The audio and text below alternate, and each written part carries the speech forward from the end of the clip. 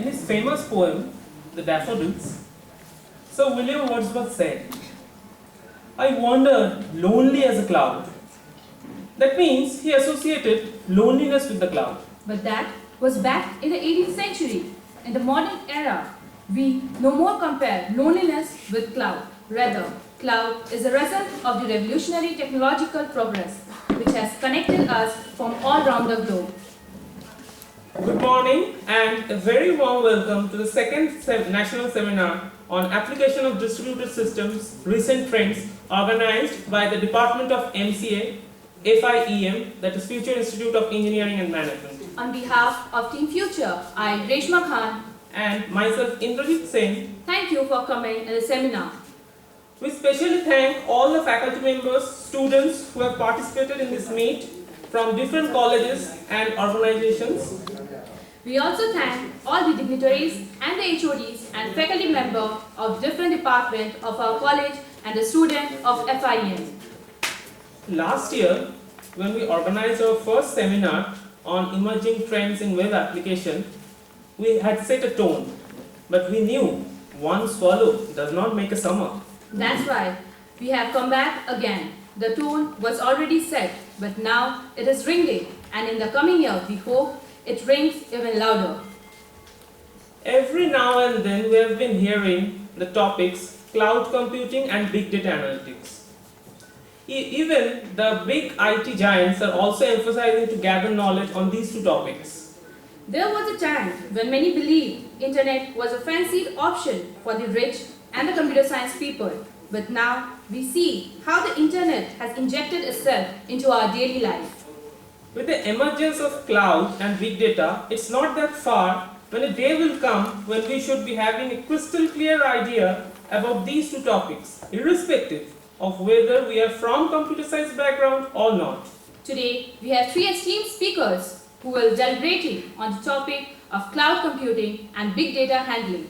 The schedule for today's event is now displayed on the screen. Firstly, we have our technical session 1, which is by speaker Professor Sunirmal Khatwa. The track is cloud computing and virtualization.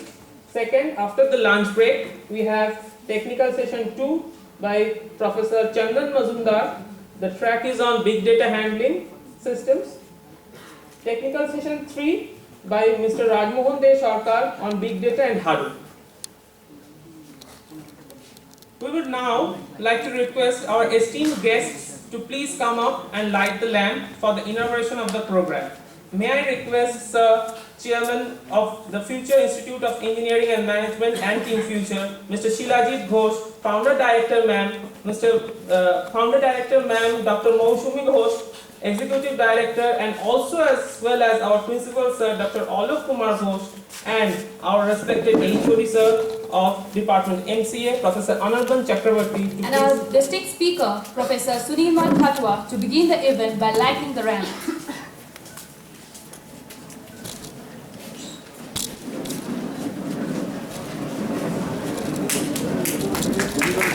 Hands, please.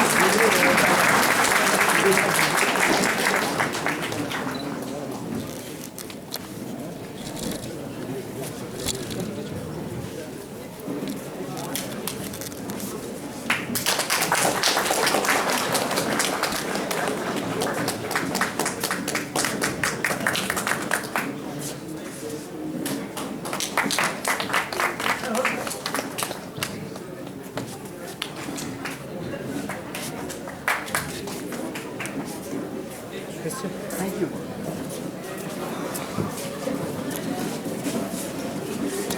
Thank you, sir. Thank you, ma'am. Now we'd like to request Chairman of Team Future, Mr. Shilajit Ghosh, and Founder Director, Team Future, Dr. Mousumi Ghosh, the Executive Director, Dr. Alok Kumar Ghosh, and Professor Sunirmal Khatwa to take your seat on the dais. Please, ma'am. Please, sir.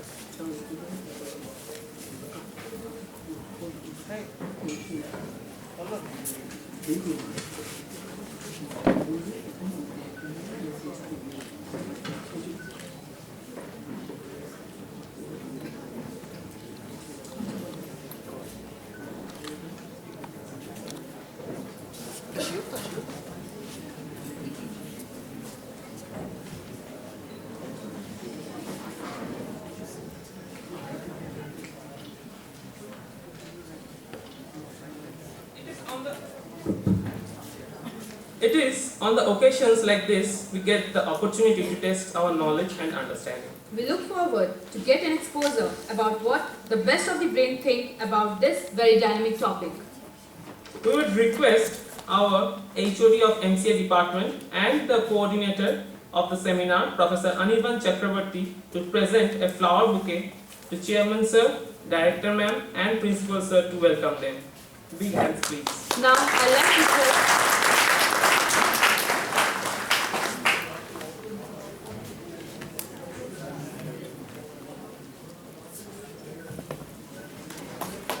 hands please.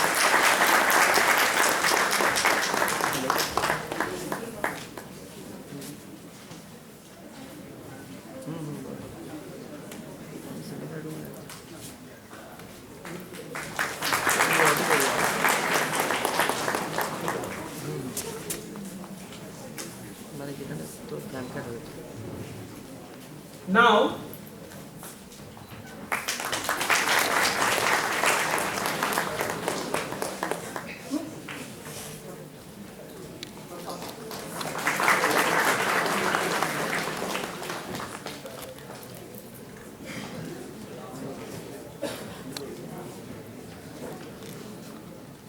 thank you everyone for blessing us with a gracious presence, and we feel honored that you are amongst us today. Now, we would like to request our Chairman Sir, Mr. Shilajit Ghosh, to say a few words.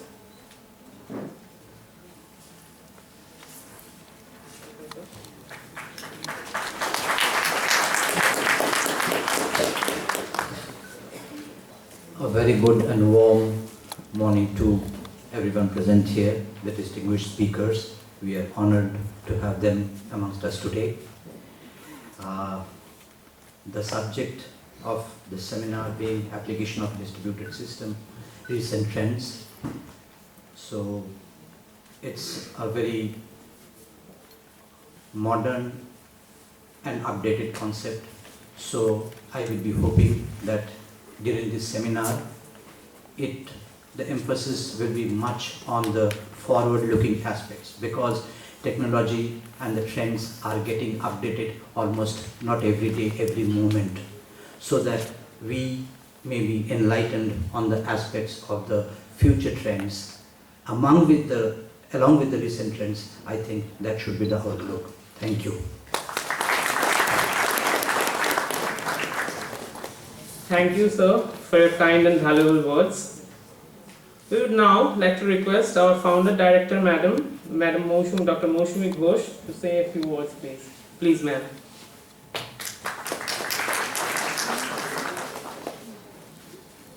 A very good morning to all. Distinguished guests, Department of MCA, Anirban and his team, students, faculty members, Dr. Ghosh. I think this is a very, very apt topic, and I think the vision of the Computer Applications Department is very clear. It is SMAC, Social, Mobile, Analytics and Cloud. Well, I'm a non-techie, so I'm not supposed to speak on technical topics, but I would refer to a very recent event that has happened in our institute. Sorry. And has placed our institute in the world map. By world map, I say school in the cloud. Maybe you could Google if you've not done so already. It was an initiative of Professor Sugato Mitro, where in Delhi, when he was working for NIIT, and he was giving computer application programs, computer software programs to the elite, he could see a basti outside his office.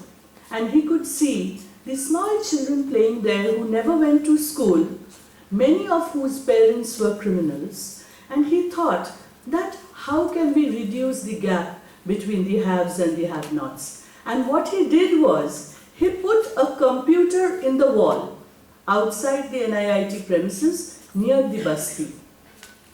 All he did was, this was way back, all he did was he put an internet line over there.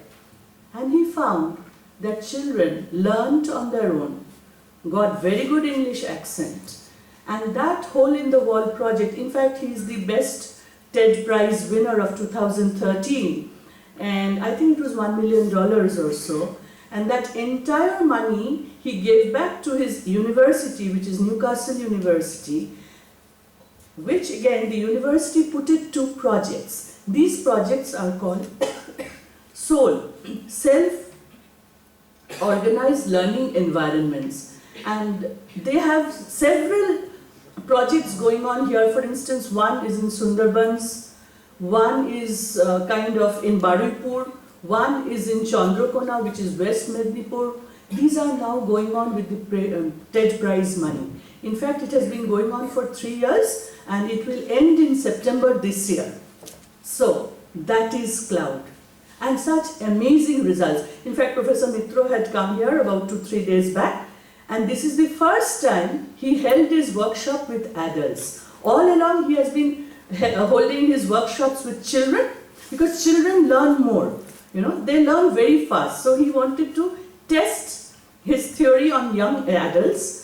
And we chose the Future Media School because it is a very new school, just started last year, and we thought the students are young adults. They have just come out of school. So this is just a story, because I will not be able to give you so many technicalities, but the story is such that whether young adults can teach themselves. So he came to class, there were three internet lines, not all of them were given computers, because he wanted people to work in groups, because group effort he wanted to see, and amazing results. So he came and said that what if, and he knew nothing about media education. He wanted to be in an area where he knew nothing, like I know hardly anything about technology. So he asked them that supposing I was not here today, which class would you have attended now? So they said TV production. I said, okay, fine. So have your class. So the students were a little perplexed. In fact, none of us knew what the experiment was on. So students was waiting there quietly because the dignitary of his standard has come to the institute. I said, go ahead. You have 30 minutes time. You have the internet with you. Do whatever you feel. You can shout, you can dance, you can scream. Do whatever it is. But teach me TV production in 30 minutes. After 30 minutes, in fact the press was here and many of you must have seen the Telegraph coverage yesterday. In fact, it is being now, our Team Future is on a lot of sites because of sharings on School in the Cloud, etc. So, now students after 30 minutes were broken into 3 groups, amazing results. The groups did not speak to each other. He said, why? I told you to jump and scream, why didn't you talk to other? So we kind of stick to our own groups because there were 3 internets, so we had 3 groups. Nobody spoke to it. There were no intergroup interactions. Okay, fine. But the groups spoke to themselves and all 3 groups came up with a presentation on television production. And he was, of course, getting into the finer details of what group A did and what B didn't do and C did. But all students said 2 things. What was so interesting about your class? Self-learning. We will not forget today's session, they said. When the teacher tells us, we tend to forget.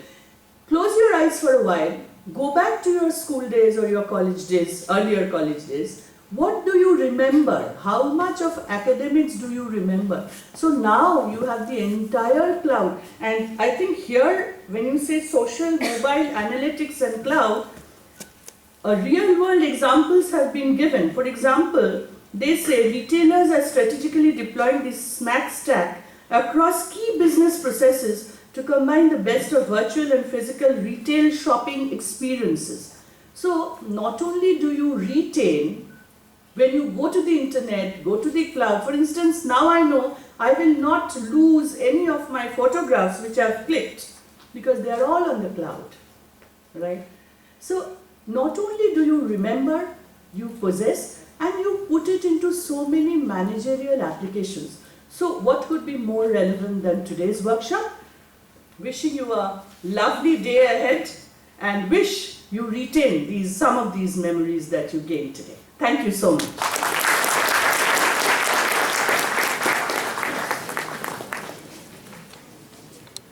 Thank you, ma'am, for inspiring word. We would now request our Executive Director and also Principal, Sir, Dr. Alok Ghosh, to share a few words. Please, sir.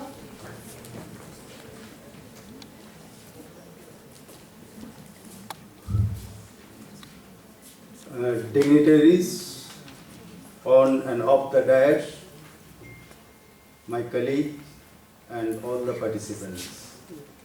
A hearty welcome to you all in this institute, particularly for the seminar organized by the MC department today. This is the platform where we can discuss about the advent of the topic called distributed system. The speakers will be here, those who are experienced enough to work in this field, and I hope at the end of the day all participants will be benefited. Let us not lag behind the schedule. I wish the seminar a grand success. Thank you. Thank you, sir, for your kind and valuable words. May I now request our HOD, sir, Professor Anirban Chakraborty, to please deliver the welcome address.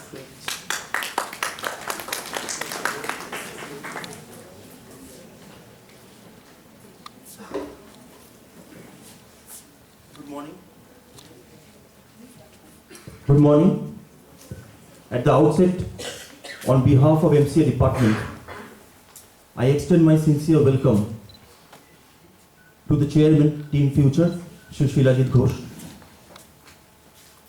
Founder Director, Dr. Mausomi Ghosh, Executive Director, Dr. Alok Kumar Ghosh, our Registrar, Madam Ritika Ghosh, distinguished speakers, Professor Shumin Mol Khatua from University of Calcutta, Professor Chandan Majumdar from Jadavpur University, Mr. Rajmohan De Sarkar from Arden Computech, HODs and faculty members of different departments, and all participants who have come to attend this national seminar on applications of distributed systems, recent trends. We are indeed thankful to our speakers for sparing their valuable time and being with us today to enlighten us in this august occasion. We are changing the world with technology, a statement made by Mr. Bill Gates, co-founder, Microsoft Corporation. Very rightly said, technology is changing our surrounding world, and any advanced technology is no different from a magic, and distributed systems is one of them. The purpose of organizing this seminar is to provide a common platform for discussion on the various applications of distributed systems like cloud computing, big data computing.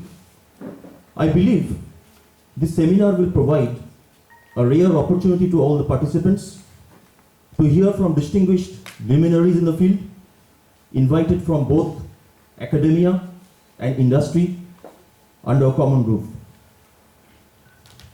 To introduce you to the theme of the seminar, distributed systems is an umbrella term which spawns many familiar technologies over the years, like cloud computing, utility computing, grid computing, and big data computing. Cloud computing is a technology which enables on-demand network access to a shared pool of configurable resources that can be allocated promptly with minimal intervention. It provides different types of service models like software as a service, platform as a service, infrastructure as a service, catering to different types of users using the concept of virtualization. This will be the theme of our session 1. In session 2 and 3, the focus will be on big data computing. Big data is rather an imprecise term having many definitions. The key point to remember is that big data is distributed data. Because of its massive size, it cannot be stored or processed in a single node. So in these sessions, we'll see the use of Hadoop distributed file system and MapReduce processing technique to store and process data across multiple nodes. I firmly believe that the day-long deliberations by eminent speakers will demystify the gray areas in the scope of distributed systems and its applications and motivate us to explore new areas of its applications in contemporary research and professional frontiers.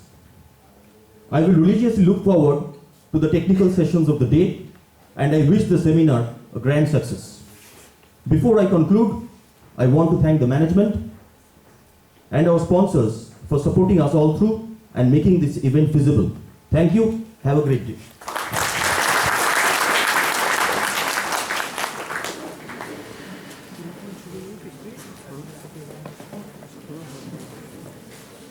Thank you, sir, for sharing your knowledge with us. We are really very fortunate to have your guidance and support with us. Thank you, sir.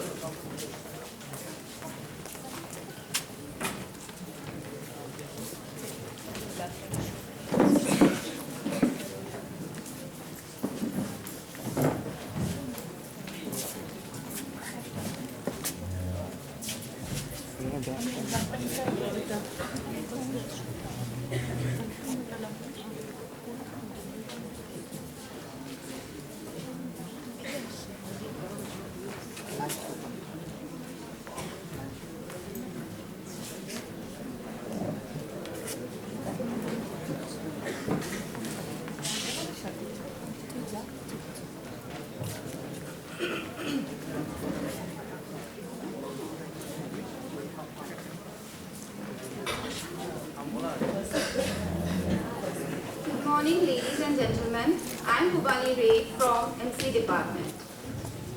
We are privileged to have amongst us Professor Shunimal Khatwar, one of the stalwarts in the area of cloud computing.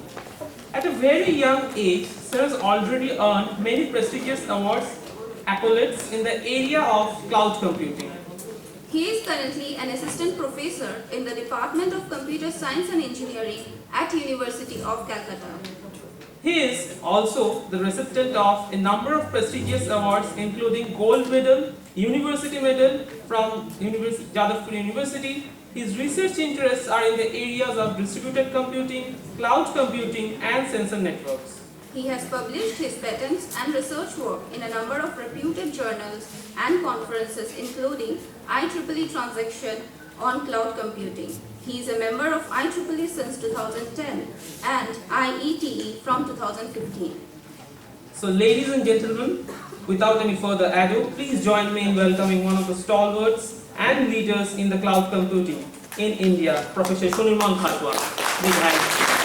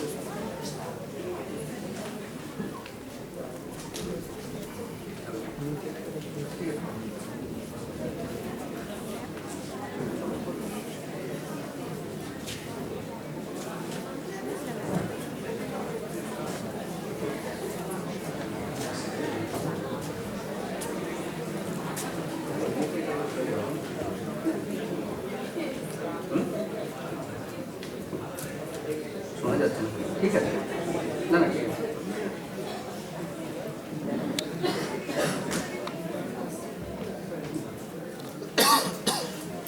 Good morning to all of you. So, thanks to the organizing committee of this one-day seminar on that application of distributed systems and this big data also.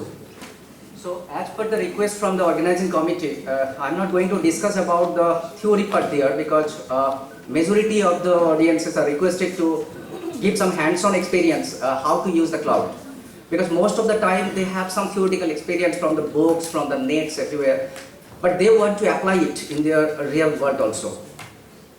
At the very beginning, so that's why my topic is some hands-on with the cloud services. And you know that this is the most popular topic today in the research world, but not only in the research but academically also. And this popularity shows your presence here. But the fact is that probably this cloud, big data, IoT are the mostly misused term in the research world today. Everyone try to engage in that world, but this may not suit for his case also. So what I want to do in the very first, to show that whether you are appropriate for the cloud world or not. Don't go for rush, right? Everyone try to engage his name that he has some paper on the big data, he has some paper in the cloud. And the fact is that if you write those terms in your paper, in your projects, the acceptability increased. This is very actually misused in the world, research world itself. So let me discuss first what a cloud is in terms of its features, and you can check whether your use case, whether your applications is best suit for the cloud or not. For example, the first characteristics that I will concentrate is that your application must be distributed in nature, and you should have the mentality to offload your work to the cloud or to a third party who has expertise. And now to explain this, why this distribution and offloading is important for the cloud, let me compare this with a similar technology called cloud computing. I don't know how much of you know about the cloud computing. Can you please raise your hand? The cloud computing? No one. But this is a very popular and similar to the cloud computing also. This cloud computing is from the concept from the Google, and they have applied in the reCAPTCHA. Probably all of you know the CAPTCHA. So how many of you know about the CAPTCHA? Please raise your hand. CAPTCHA? So I think all of you know the CAPTCHA, but how many of you know the reCAPTCHA part? So I don't know whether you, because never I get a hand, raise your hands in the CAPTCHA or reCAPTCHA also, because I know that all of you know the CAPTCHA. So you know, the Google has a project, actually reCAPTCHA is the implementation of the cloud computing by the Google itself. So Google wanted to digitize some of the version of the books for which there is no digital versions. And the Google initially thought that they can apply some character recognition systems so that the books can be digitized. But Google think that for this kind of recognition systems, the people are better than a computer. Because a people can easily understand the handwriting. But a computer, the handwriting recognition system is very complex. It takes time. So Google think that the group of people or the crowd are better than the best handwriting recognition systems even produced by the Google also. So what they does, they take an image of the books, they take an image of each word, and this word is given whenever you are trying to log into some Google service. Probably whenever you log into that Google service, you type two words. The first one is the CAPTCHA, and the second one is the reCAPTCHA. The CAPTCHA is used to check that you are a human being, you are not a robot. But the second word is the image taken from the book, a particular word. And think about the total number of hits to the Google per second. So each image of the word of the books is given to multiple persons. So in that way, within a few seconds, the whole book is digitized. Think about the power of the distribution and offloading. So they distribute the digitization process to the huge amount of crowd, and they offload this work instead of doing it by the computer, offload that work to the people. So that by distributing and offloading the work, within few seconds, thousands of books are digitized. That's the power of the Google. They don't do it. You actually do the work for Google. So the cloud also in the same way, if you have some requirement which is distributed in nature, and you upload this work to a third party like Google, Amazon or like that, then you can get this kind of benefit here. So this is one feature you should think whether you should go for cloud or not.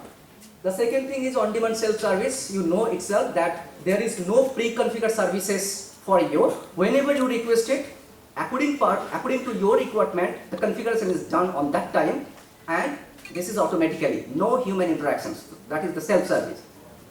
The next point is massive scalability, elasticity. Probably the best example is Freedom 251. I think that most of you have tried this.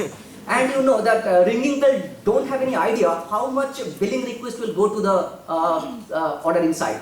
So how much computer they should arrange to handle this request, they don't have any idea.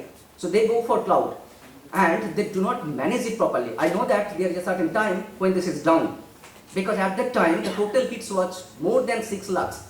So think about the total computer request, computational power required to handle per second 6 lakhs ordering systems. And you know, after 2 days, there is no request at all. So within few seconds, they need to grow from 1,000 servers to lakhs and crores of servers. And after 2 days, the total requirement goes down to 0. So we need to rapidly scale off and scale down. That is the elasticity features of cloud. If you have this kind of requirement, that suddenly you don't have any estimation how much resource you need, and it may goes up and goes down without any prediction at all, you should go for cloud. And the last one is utility model. That cloud is nothing but it's similar to a electricity bill like also. Electricity also, you don't have any generator. So this electricity is generated by a third party. We have a electricity requirement. We just offload this requirement to the CSC or someone like that. So we consume it, and how much we consume, we pay money, monthly bill, right? So cloud is also in the similar way, that if deploying your own service requires much more cost, then you should go for cloud. That is, using this and paying only for that month is less. So with that things, now you should have an idea of whether your requirement or your application is best suited for the cloud or not. Now let us see with this feature what kind of services we can get from the cloud. So basically 3 services mostly important. You can get the infrastructure service, like the whole computer. We want to get a computer itself on demand. I have my own configuration, for example 2 GB RAM or quad-core processor. So any configuration you can specify, and this kind of computer is available to you within a minute. So on demand basically. So this kind of services is basically called the infrastructure services. It can be the operating system, it can be the computational resource, it can be the storage, and generally these are available in the forms of virtual machines. I will show you how you can create the virtual machines in your own computer itself or in the public cloud also. The second kind of service is the platform. I don't bother what is a virtual machine is, how this is works, but I am interested in some platforms. For example, I have some application to be developed in .NET platform. I want to develop some application in the big data, Hadoop, but I don't know how to install Hadoop cluster, how to configure the Hadoop clusters. So is this available? The Hadoop cluster itself is available, and I start writing my programs so that the Hadoop platform is available to you as a service. But you don't know what are the virtual machine where the Hadoop cluster is running. So this kind of service is called platform as a service. I don't bother about the infrastructure needed for that, but the Hadoop platform I am interested. So this kind of service is the platform as a service, but it works on top of infrastructures. So obviously you need some virtual machines, otherwise the Hadoop cluster will not work. But this infrastructure is hidden in platform as a service. Similarly, it can be a software as a service. I don't want to develop the software. The software is already developed. I can configure according to my needs, and this service is available to me as per my requirements. So this is the software as a service, but still software as a service need a platform which is hidden. I don't bother about the platform. I don't bother about the infrastructure, but I bother about the applications, and this application should work according to my needs. And in fact, today we say about X as a service, that not only infrastructure, not only platform, not only the softwares, anything can be provided as a service. And still, today we are also working on the ITRA project, so Jadavpur University, Sipur, all those things, where a doctor can be provided as a service. So think about the doctors at Vellore. A patient in Salboni or Sundarban, he cannot visit that Vellore patient. But if we apply the cloud, the doctor can log into the cloud, and there is a body area network, and there is a kiosk. The body area network can take the patient's conditions, and through cloud it can reach the doctors at Vellore. So the doctor can see the patients and prescribe it. So the doctor, as if the doctor is in front of the patient. So in that way also the doctor can be provided as a service. We don't bother what is the software used, what is the platform used, what is the infrastructure used, but we get the doctor from the payload as a service at that place. So we can say that anything can be provided as a service today if we go for cloud computing thing. So with that things, let me forward towards what a virtual machine is, because for any kind of service at the end I need a virtual machine, because ultimately the infrastructure, even for the platform I need an infrastructure, for software I need an infrastructure. So at the end we have a virtual machines. So what is a virtual machine and how it works? So this is a physical computer, and on top of that physical computer basically we installed a small layer of software called hypervisor or virtual machine monitor. This small layer of software allow you to create a virtual machine. What is a virtual machine? It's basically an assembled version of virtualized hardware. You can virtualize a CPU, you can virtualize a RAM, virtualize LAN card. Every computational device can be virtualized. So with that virtualized devices you can assemble them, and this assembled version of the virtualized hardware allow you to install any operating system. So this operating system is called the guest operating system. So a guest operating system along with the virtualized version of the hardware is called a virtual machine. And this virtual machine allows you to run any applications that runs on the normal physical computer also. So we are running two applications in two different virtual machines simultaneously, even though they require different ways. That is, we can run, the first guest OS can be a Windows, the second guest OS can be Linux, and both is running simultaneously. This is not a dual boot. This is running simultaneously inside two different virtual machines in the same physical system. Now to understand that how this kind of virtual machine works technically, right? So to understand this working of the virtual machine, let us first raise one issue or problem inside that virtual machine itself. The issue that I will discuss in the next slide is how to resolve the race condition among the guest OSs. We know that there is an operating system to resolve the race among the applications, because two applications can access the same resource simultaneously. So there is a race condition. So the operating system resolves this. But the guest operating system don't know anything about the virtualization, because this is the normal operating system. So the operating systems directly execute the instruction on the hardware. So who will resolve the race among the guest OS? Because there may be two system calls in two different guest OS and both try to access the hardware. There is no one to resolve the race. So we need to understand how this virtualization environment resolve that race condition. Now to understand the answer to this problem, let me recap the privilege level structure. You know the privilege level of the user mode and the supervisory mode. In operating system, you have studied this, right? But in fact, in Intel system, there are 4 privilege levels. These are called the rings. So ring 0 is basically the supervisory mode, the highest privilege level, and the ring 3 is basically the user mode. Generally, the applications and library are running in the ring 3, in the user mode, and the operating system is running in ring 0. The idea of the ring is that if an instruction that belongs to a lower ring is executed from a higher ring, hardware will not execute it. The hardware will send a trap to the lower level ring. So that's why whenever the user tries to execute some operating system code directly, that will not be executed, but that will be sent a trap to the ring 0 where the operating system is listening. So the operating system ultimately executes this. So even if you want to write some viruses in your programs, you cannot write directly in that way until you are running in this ring 3 itself. And there is also other two, ring 1, ring 2. We will see how these rings are used to solve these problems. So the first solution, let us consider the direct execution system. So in the direct execution system, you can see that the guest OS is running in ring 1 instead of ring 0. In the normal operating system is running in ring 0. But the virtual machine operating system is running in ring 1 and the hypervisor, that virtualization software, is running in ring 0. So whenever the user directly execute an instruction on the hardware, or the user give a system call to the operating system in the guest OS directly executed on the hardware. Now the hardware says that a ring 0 instruction is coming from either ring 1 or ring 3. So clearly, even if there is even if the guest OS try to directly execute on the hardware will not execute it, because the hardware says that a ring 0 instruction is coming from the ring 1. So what the hardware does, it sends a trap to ring 0. Now in the ring 0, the hypervisor is listening for those traps. So ultimately, all the system call from the multiple guest OSs will be trapped by the hypervisor, and there is a single copy of the hypervisor. So that can resolve that race and will successfully execute in the hardware. Is that clear? So now let us see, is this the solution? The answer is no, because not every CPU instruction can be virtualized. What does that mean? That means there is certain instructions. For example, one instruction is POP-F. The POP-F instruction is used during the context switch of the operating system. This POP-F instruction, whenever it is executed from the higher rings, the hardware will not give a trap. The hardware simply drop that instruction. It will not execute, it drop it, and it will not trap it. So if there is no trap, the context switch from the guest OS will not work successfully. So if the operating system cannot perform context switch, the virtual machine cannot work. So how can we solve this problem? So there is basically two solutions to that.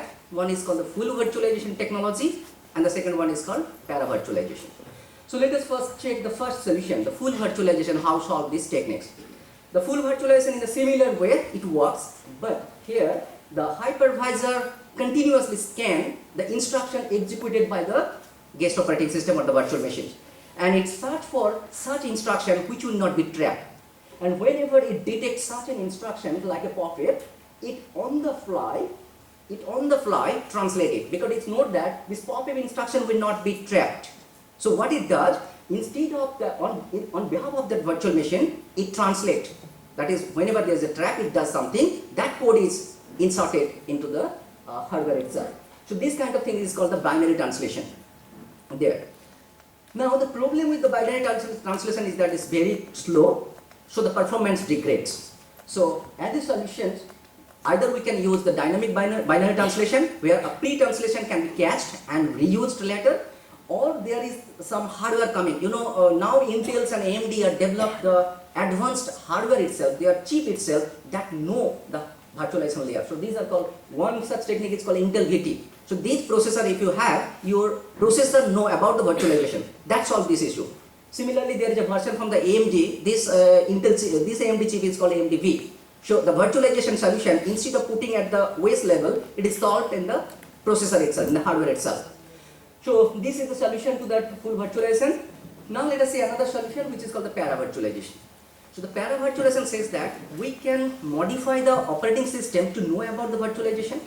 So what it does, they modify the guest operating systems and install the guest operating systems in the ring 0 itself, along with the hypervisor, instead of putting it in ring 1.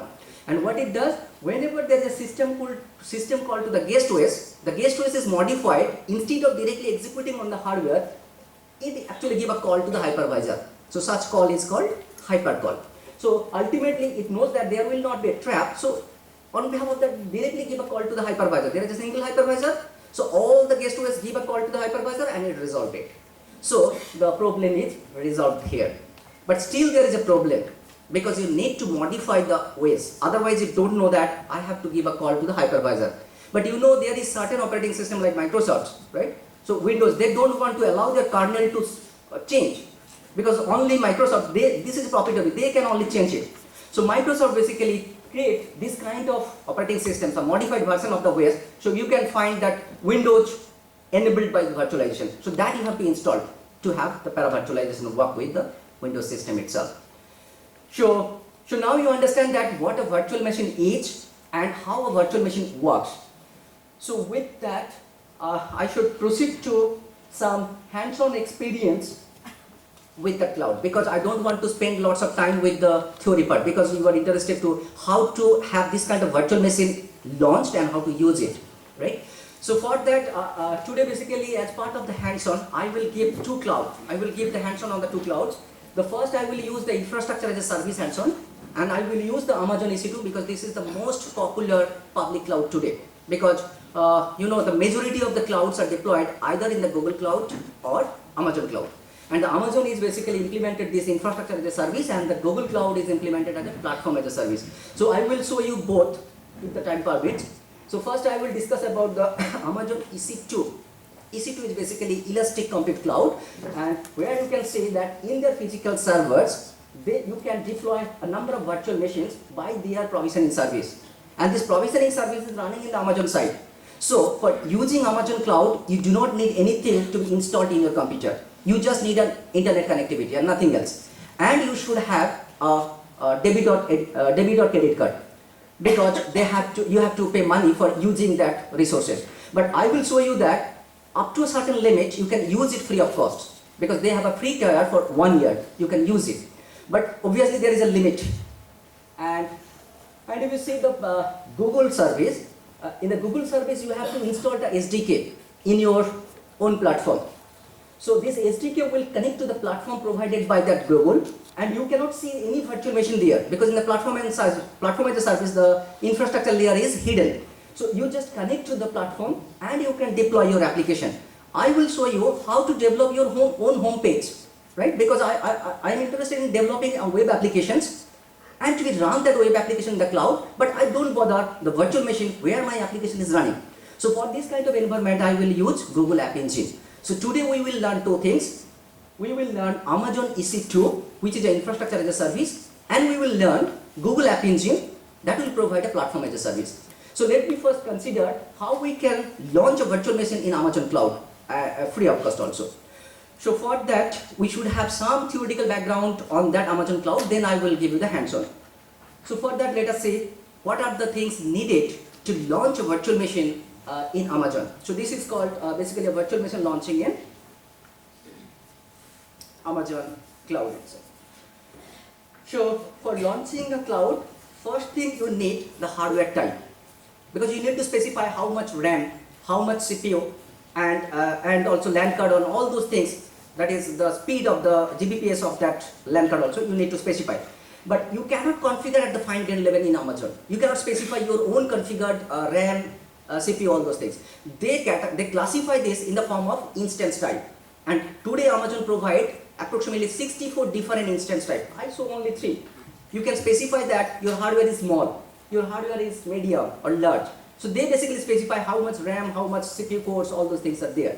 So first you need to specify what is the hardware type you needed for your virtual machine, and then you need to specify the image, that is the software. So basically the kernel image and the RAM disk image are the operating systems, and the machine image basically what are the pre-installed software in that virtual machines. You may have that specific, for example, you want a virtual machine where the Java is pre-installed. So this Java can be provided as part of the machine image itself. So this is called Amazon machine image. So basically this kernel image and RAM disk image is a part of the AMI itself. Combined they called Amazon machine image. So you need to specify the Amazon machine image, to specify the software installed in your virtual machine, and you need to specify the instance type which specify the hardware of your virtual machine. And based on that Amazon machine image and this instance type, your cost depends. How much you need to pay for that virtual machine itself. Now, other than this hardware and software, also you need to specify a key pair. What is a key pair? So key pair is used to protect your virtual machine, because you have to guarantee that whatever the data you will store in the virtual machine, whatever the computation that will be going on in the virtual machine is running in the Amazon's cloud, in the Amazon sites. So always you feared about the security, that someone can log into that virtual machine and see whatever is going on. So I want that even Amazon CEO cannot log into my system. So what they do is they create a RSA, public key, private key concept. So that's why this is called the key pair. So whenever you create a key pair, the public key is stored in the Amazon itself, and the private key is given to you. Store it. And whenever you launch a virtual machine, that public key will be used to configure this. And you know in the RSA system, whenever the private key and public key matched, they authenticate and allow you to log in. So only you have that private key. So other than you, no one can log into that virtual machine. So that is the use of the key pair there.